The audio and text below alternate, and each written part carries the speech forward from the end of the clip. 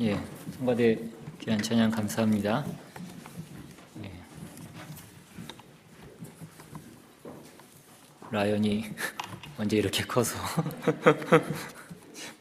예, 그동안 엄마가 소리 지른 게 헛되지 않았다라는 게 예.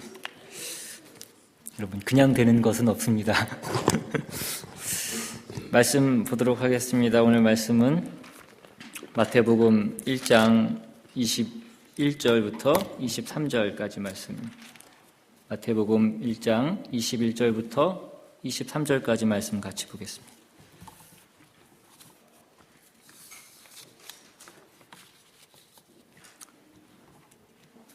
우리 찾으셨으면 한 목소리로 같이 합독하겠습니다. 시작. 아들을 낳으리니 이름을 예수라 하라. 이는 그가 자기 백성을 그들의 죄에서 구원할 자이심이라 하니라. 이 모든 일이 된 것은 주께서 선지자로 하신 말씀을 이루려 하심이니 이르시되 보라 처녀가 잉태하여 아들을 낳을 것이요 그의 이름은 임마누엘이라 하리라 하셨으니 이를 번역한즉 하나님이 우리와 함께 계시다 함이라. 아멘. 기도하겠습니다. 하나님, 이 시간 우리가 성탄절을 맞이해서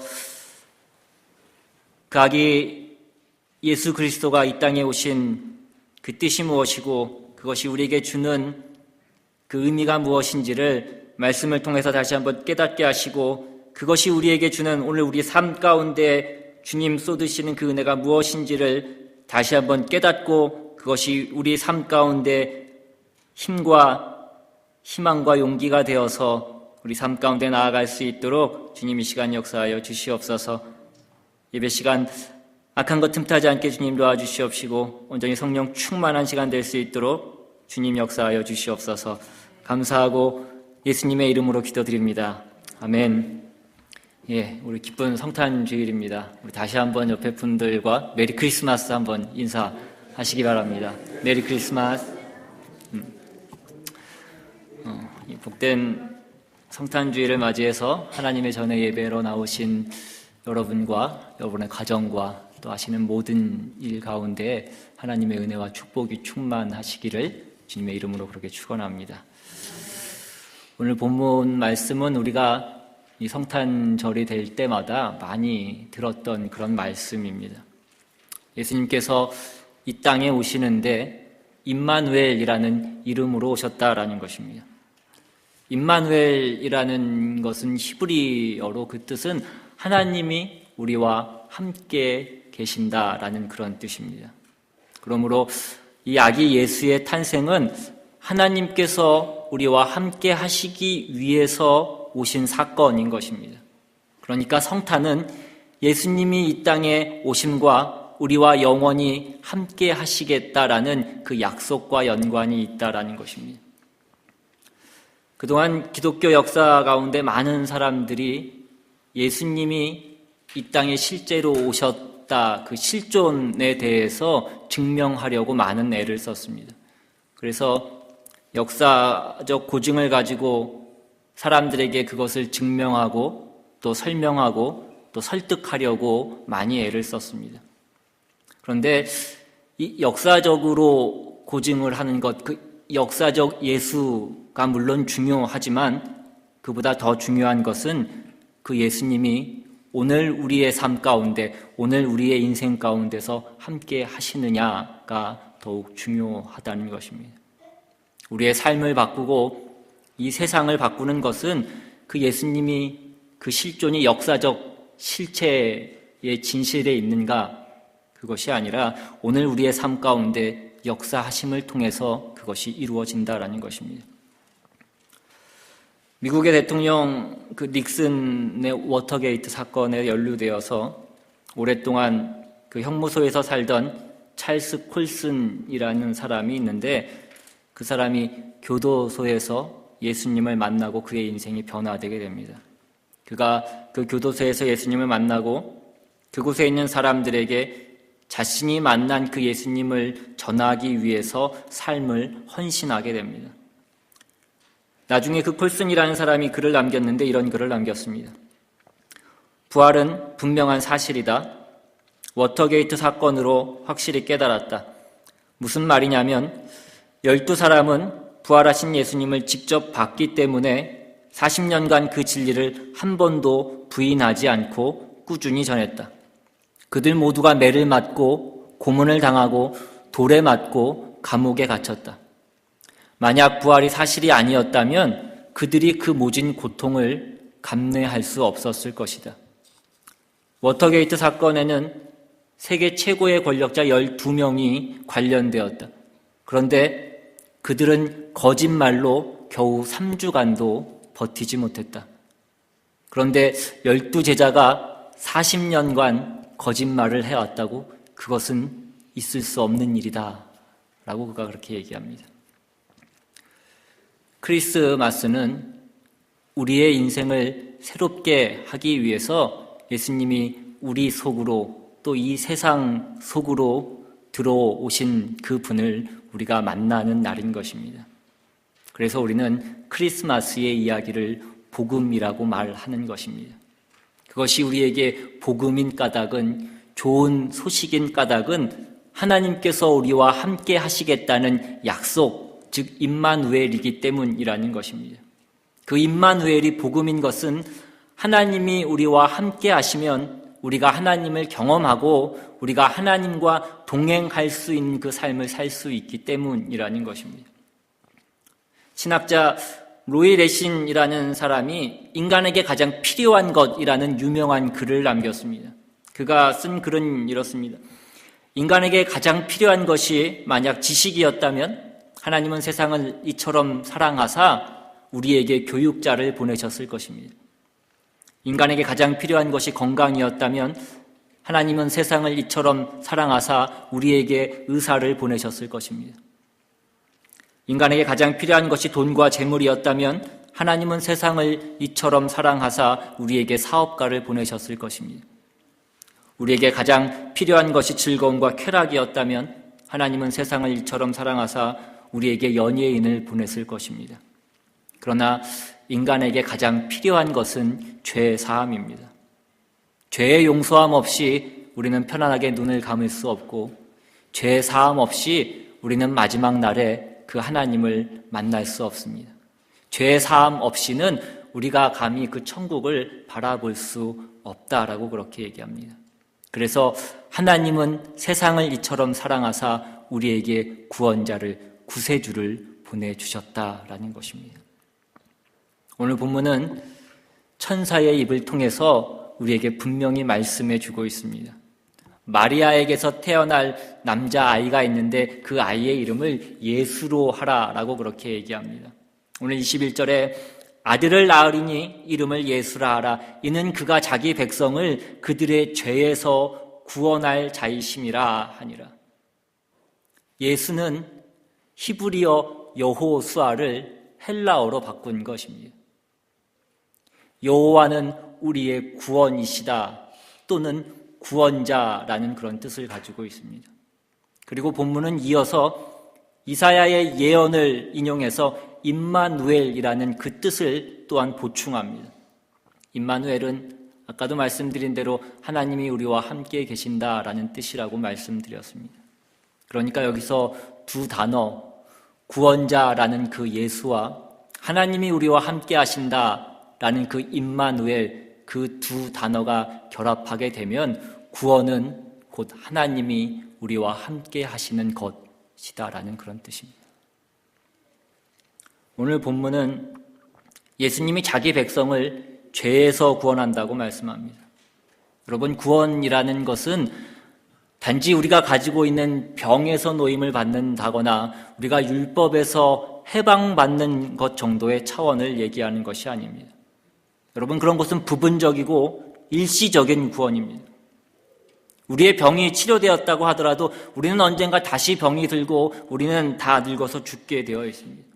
우리가 율법에서 벗어나서 자유함을 누린다고 하더라도 우리는 어느 순간에 또 다시 죄책감에 휩싸이게 되고 우리는 불안과 두려움에 휩싸이게 되어 있습니다. 구원이라는 것은 더 근본적으로 하나님이 우리와 함께 하신다는 뜻의 임마누엘이라는 것입니다. 크리스마스의 가장 큰 의미는 우리 가운데 오신 그 하나님의 임재를 우리가 다시 확인하는 것입니다. 그리고 그것을 기뻐하는 날이 크리스마스라는 것입니다. 그 기쁨은 우리를 죄에서 구하시며 우리와 함께 하셔서 우리를 영생으로 인도하시기 때문인 것입니다. 여러분, 구원이라고 하는 것은 우리의 어떤 결정이나 우리의 어떤 선택이나 우리의 어떤 노력으로 인해서 이루어지는 것이 아닙니다. 예수님의 오심은 우리가 로마서 5장 8절에서 본 것처럼 우리가 아직 죄인 되었을 때에 예수님께서 오셨다라고 그렇게 말씀합니다. 그리고 그분이 오셔서 죽으십니다. 우리를 구원하기 위해서 그 구원의 핵심적인 행동을 우리의 공감을 받으시거나 우리의 지지를 받거나 우리의 이해를 받아서가 아니라 하나님이 홀로 일하심으로 그 일을 행하셨다라는 것입니다. 이러한 것들을 통해서 성경이 우리에게 말하려고 하는 그 핵심은 우리가 태어나서 우리가 인생을 살고 우리가 그 인생 가운데 성공하고 실패하고 그런 차원에서 그 구원이 있는 것이 아니라 더 큰 틀에서 예수님이 구원자이시다라는 그런 뜻인 것입니다. 구원을 이루기 위해서 예수님이 인간으로 오셨습니다. 그는 처녀의 몸에서 납니다. 처녀의 몸에서 나셨다라는 것이 무슨 뜻이겠냐라는 것입니다. 그것이 다만 초월적으로 기적적으로 오신 것을 증언한다라기보다 더 크게 날 수 없는 데서 나셨다라는 것입니다. 있을 수 없는 일이 있게 되었다라는 것입니다. 우리는 우리의 세상에서 우리가 겪는 그 있을 수 없는 일은 늘 재난하고 고난하고 연결되어 있습니다. 우리가 어째 이런 일이라고 얘기하면 어째 이런 일이 하고 난 다음에 일어나는 일은 늘 좋은 일이 아니라 어려운 일들이 연결되어 있더라는 것입니다. 그런데 여기에는 어떻게 이런 일이가 전부 그 반대였다는 것입니다. 죽은 자를 살리시고 병든 자를 일으키시고 억울한 자를 풀어주시고 변명할 수 없는 자에게 평강을 주시는 그런 것들입니다. 카일 아이들먼이라는 사람이 쓴 나의 끝 예수의 시작이라는 책이 있습니다. 그 책에 나오는 모든 이야기의 공통점은 그들 인생의 끝에서 하나님의 은혜를 경험하게 되었다라는 것입니다. 인간이라는 존재는 자신의 끝을 보지 않으면 하나님을 바라보기가 참 힘든 존재라는 것입니다. 우리는 인생의 끝에서 없어진 것들을 보면서 우리가 힘들어하지만 그것을 채우시는 하나님을 우리의 눈에 보게 되면 우리는 또 다른 인생을 고백하게 되어 있다라는 것입니다. 우리 인생 가운데 누구에게나 때로는 피할 수 없는 고난이 있고 절망이 있고 두려움이 있습니다. 거기에 답을 하시는 것이 예수님의 오심이라는 것입니다. 그의 생애는 잘 아다시피 하늘에서부터 완성된 모습으로 오신 것이 아니라 어떠한 방어수단도 가지지 않은 어린 아이로 이 땅에 오십니다. 헤롯 대왕이 유대인의 왕이 났다라는 그 소식을 듣고 2살 이하의 어린 아이들을 다 죽이자 그 죽음을 피해서 피난을 가야 했던 형편으로 오십니다.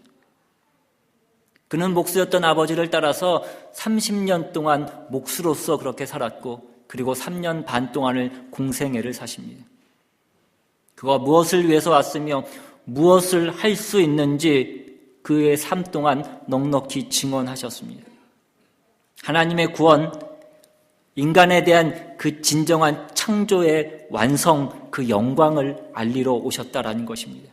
그렇게 할 수 있는 지위와 능력을 갖고 있는 것을 죽은 자를 살리시는 것으로, 문둥병자를 고치시는 것으로, 바다를 잠잠케 하시는 것으로, 또 오병이어의 기적을 행하시는 것으로 그것을 알리셨습니다. 그러나 예수님께서는 당신은 무력하게 세상의 권세 아래 죽임을 당하십니다. 왜 그러셨겠냐라는 것입니다. 그는 세상에 일어나는 일을 해결하는 정도가 아니라 더 큰 내용과 더 큰 목적을 위하여서 오셨기 때문이라는 것입니다. 그 큰 목적과 그 내용이 우리의 것이 되게 하기 위해서 주님이 오셨다라는 것입니다. 어떤 일, 이 세상에 어떤 명분을 이루기 위해서 주님이 오신 것이 아니라 하나님께서 자기 형상으로 지은 우리 인간을 사랑하시고 복주시고 영광되게 하겠다는 그 창조의 완성을 위해서 주님께서 오셨다라는 것입니다. 그리고 친히 우리의 모든 형편을 주님께서 그의 삶 동안에 걸어가신 것입니다. 그게 어린아이로 오신 말 구유에 놓이신 처녀의 몸에서 나신 예수님이신 것입니다. 배신을 당하시고 버림을 당하시고 하나님께서 목적한 그 구원의 대상, 그 사랑의 대상의 손에 의해서 버림받으시고 그들의 손에 십자가에 달리시기까지 그 십자가를 끌어안으시는 자리까지 가신 것입니다. 그가 안 간 길이 없고 그가 안 속한 경우가 없이 그의 생애를 사셨다라는 것입니다. 그러므로 우리는 하나님이 정말 이것을 아실까? 하나님이 정말 나를 돌아보실까? 그렇게 얘기할 수 없다는 것입니다. 우리가 모를 때, 우리가 원망할 때 어떻게 나에게 이런 일이 있을 수 있을까? 그 속에도 예수님께서 오셨었다라고 말씀하시는 것입니다. 그걸 전하고 그 하나님의 구원에 살아있는 증거로 교회가 서 있는 것입니다. 다 해결이 안 되었지만 우리가 모를 때, 우리가 구하지 않을 때 하나님께서 우리의 영혼을 붙드사 깨우치사 오늘 우리는 여기 나와 앉아 있는 것입니다. 아직도 많은 부분에서 예수님께서 걸어가신 길을 우리는 다 이해하지 못하고 있습니다. 그러나 우리는 붙들려서 여기에 와 있다라는 것입니다. 그래서 신자들마저도 하나님의 그 은혜에 붙들린 것과 오늘 자신이 책임져야 하고 자신이 해야 하는 그 남아있는 삶 속에서 갈등하는 것입니다. 그러나 예수님의 오심은 우리를 향한 그분의 뜻의 완성인 것입니다. 우리는 그분의 의지에 의해서 결정된 인생이라는 것입니다. 이 성탄절을 한번 생각해 보십시오. 성탄절을 즐기는 절정이 언제입니까? 25일 당일입니까? 아니면 그 전날인 24일입니까? 우리 성탄절을 즐기는 그 절정은 그 전날인 24일, 바로 오늘 아닙니까? 25일 당일이 되면 우리는 이미 다 맥이 빠지는 것입니다. 그래서 우리는 그 전날, 그 전야를 즐기는 것입니다. 왜 그렇습니까? 내일 그 승리가 있기 때문인 것입니다. 내일 그 승리가 있으니까 우리는 그 전날부터 신이 날 수 있다라는 것입니다. 여러분, 우리의 인생이 무엇입니까? 우리의 인생은 그 전야와 같은 것입니다. 그 크리스마스 전야와 같은 것이 우리의 인생이라는 것입니다. 하늘나라에서의 승리, 그 영광, 그 전야를 사는 것이 오늘 우리의 인생이라는 것입니다. 그래서 우리가 크리스마스 전날 길이 막히고 많은 사람이 부딪힘에도 불구하고 내일 그 크리스마스가 있기 때문에, 내일 그 승리가 있기 때문에 우리는 그러한 것들이 아무렇지도 않게 살 수 있는 것입니다. 로마서 8장 31절에 보시면 그런즉 이 일에 대하여 우리가 무슨 말 하리요? 만일 하나님이 우리를 위하시면 누가 우리를 대적하리요?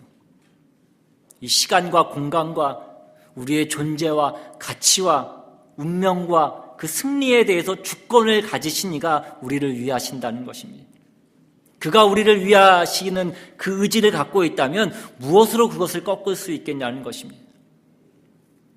복음 중에 복음은 하나님이 계시다는 것과 그 하나님이 천지를 창조하실 수 있는 전능하신 분이시라는 것과 그 전능하신 하나님이 우리를 사랑하신다라는 것입니다. 여러분, 하나님께서는 우리를 사랑하시는 줄로 믿으실 수 있기를 바랍니다. 하나님의 사랑은 창조뿐만이 아니라 예수님의 탄생과 예수님의 그 십자가에서 그 절정을 이루는 것입니다. 전능하신 하나님이 우리를 사랑하신다라는 것이 복음이라는 것입니다. 사도 바울에게는 그 복음에 대한 확신이 있었습니다. 여러분, 기독교 신앙은 하나님에 의한 것입니다. 우리의 선택과 우리의 능력과 우리의 어떤 지혜에 의해서 그것이 결정되는 것이 아니라는 것입니다. 그러한 결정들은 하나님의 자녀로서 우리가 가지게 된 것이고 그런 존재가 된 것에 대해서 우리가 나타난 자랑인 것이지 그것이 우리의 운명을 좌우하는 것은 아니라는 것입니다. 여러분, 우리가 부모님들에게 물으면 10손가락 깨물어서 안 아픈 손가락이 어딨냐고 그렇게 말씀합니다. 어떤 자식에게 마음이 조금 더 쓰이는 것은 그 자식이 조금 뭔가 부족하고 뭔가 모자란 부분이 있기 때문이라는 것입니다. 잘하는 자녀와 좀 어려운 자녀가 있으면 잘하는 자녀를 덜 사랑하는 것이 아니라 잘하는 자녀는 안심이 되기 때문에 좀 더 안심이 안 되는 자녀에게 마음이 쓰이는 법이라는 것입니다. 그게 부모의 마음이라는 것입니다.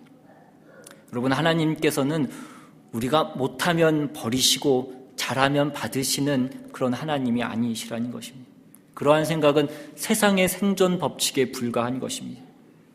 여러분, 하나님은 그렇지 않으십니다. 그러니 나는 왜 저 사람만큼 못할까? 나는 왜 저런 능력이 없을까? 하나님께서 날 버리셨나? 라고 생각하지 마시라는 것입니다. 그것은 세상이 겁주는 기준이고 기독교는 그렇지 않습니다. 하나님은 그렇지 않으시다는 것입니다. 하나님은 잘하는 사람은 잊으시고 오히려 저와 여러분 같은 사람들에게 늘 함께 하시는 하나님이시라는 것입니다. 로마서 8장은 이렇게 시작합니다. 그러므로 이제 그리스도 예수 안에 있는 자에게는 결코 정죄함이 없나니 이는 그리스도 예수 안에 있는 생명의 성령의 법에 죄와 사망의 법에서 너를 해방하였습니다. 우리에겐 더 이상 실패도 없고 패배도 없는 것입니다. 그것이 예수 그리스도의 오심이라는 것입니다. 예수님께서 어디까지 오셨다라고 말씀드렸습니까? 말구유에 놓인 자리까지, 죽음의 공포에서 도망가야 되는 자리까지 주님께서 오셨다라는 것입니다. 우리가 현실에서 당할 수 있는 최악의 경우들을 다 망라하여서 거기다가 승리와 자랑과 영광과 복과 감사를 채워주셨다라는 것입니다. 십자가를 세워서 우리의 죽음까지 생명으로 바꾸어 주셨다라는 것입니다. 그래서 뭐라고 말씀합니까? 사망의 법칙이 무서운 것이나 그것이 최종적인 권력이 아니라 생명이 최종적인 권세다라고 말씀하고 계신 것입니다. 우리의 탄식과 오늘의 비명과 한숨과 분노, 그 모든 것이 끝이 아니라는 것입니다. 생명이 이긴다는 것입니다. 하나님이 이기신다는 것입니다. 그것이 성탄절인 것입니다. 그래서 고린도전서 15장 55절에 보시면 사망아 너의 승리가 어디 있느냐, 사망아 내가 쏘는 것이 어디 있느냐라고 조롱하는 것입니다. 잘못하면 죄를 지고 죄를 지면 죽습니다. 그러나 그것이 이제는 바뀌어졌다라는 것입니다. 57절에 보시면 우리 주 예수 그리스도로 말미암아 우리에게 승리를 주시는 하나님께 감사하노니, 우리 주 예수 그리스도가 우리에게 승리를 주신다라는 것입니다. 사망이, 죄가, 그 법이 최종 권위가 되지 않는다는 것입니다. 하나님이 주시는 그 승리가 우리에게 그 최종 권세가 되는 그 세상으로 우리를 부르셨다라는 것입니다. 그렇게 예수님이 오신 것입니다. 그래서 마지막으로 이어지는 격려는 58절에 그러므로 내 사랑하는 형제들아 견실하며 흔들리지 말고 항상 주의 일에 더욱 힘쓰는 자들이 되라. 이는 너희 수고가 주 안에서 헛되지 않은 줄 알미라. 여러분의 고난의 세월, 그 후회의 세월, 우리가 기억하고 싶지 않은 그 현실이 우리를 망하게 하지 못한다라는 것입니다. 그것을 잘 견디실 수 있기를 바랍니다. 거기에서 하나님이 무엇을 만드시는지를 확인하실 수 있기를 바랍니다. 그래서 그 가시가 우리에게 선물이 되고 우리의 인생의 끝에서도 우리와 함께 하시는 그 하나님을 고백하실 수 있기를 바랍니다. 그리고 오늘 우리가 우리에게 오신 그 주님, 그 귀한 선물로 오신 주님을 우리가 경험했다면 우리가 또 다른 사람에게 귀한 선물이 되어줄 수 있는 저와 여러분이 다 되시기를 주님의 이름으로 축원합니다. 시간 받은 말씀 생각하시면서 함께 찬양하기 원합니다. 오늘 성탄절을 맞이해서 우리가 성탄절이 다른 것이 아니라 임마누엘, 이제는 우리와 함께 하시는 그 하나님으로 우리에게 오셨다라는 것입니다. 오늘 이 시간, 오늘 이 자리에도 하나님께서 우리와 함께 하시는 줄로 믿습니다. 오늘 우리의 삶이, 우리의 형편이 어떠하든지 간에 하나님께서 우리와 함께 하신다는 것입니다. 여러분, 그것이 구원인 것입니다. 오늘 이 성탄절, 그 성탄절의 의미가 무엇인지 다시 한번 깊이 새기고 오늘 같이 찬양하기 원합니다.